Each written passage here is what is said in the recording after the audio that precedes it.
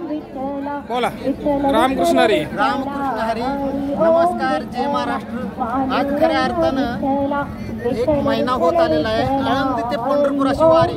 आज आपल्या माऊलीची वारी पंढरपूर नगरी अगदी शांततेत आणि आनंदमय वातावरणात आगमन झालेलं आहे. तर आज आपण बघू शकता आळंदी ते पंढरपूरच्या या पावनभूमीत आलेल्या पालखीबरोबर अनेक वारकरी आहेत. वारकरी म्हटलं तरी चालतं.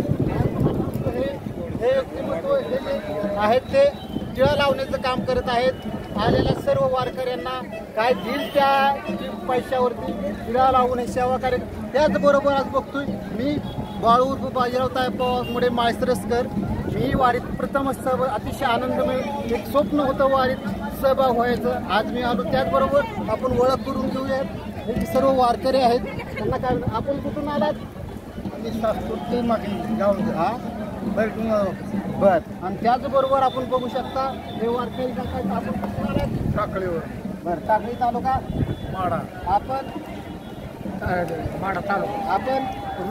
आपण श्री क्षेत्र भगवानगड. अशा प्रकारे वारी माणूस आपण म्हणतो आयुष्यातून एकदा तरी वारी केले पाहिजे. ह्याच सोहळा असा हा सुख सोहळा खऱ्या अर्थानं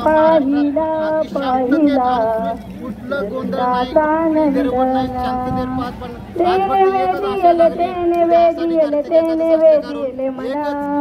पांडुरंगाची चरणी कधी नतमस्तक होतो.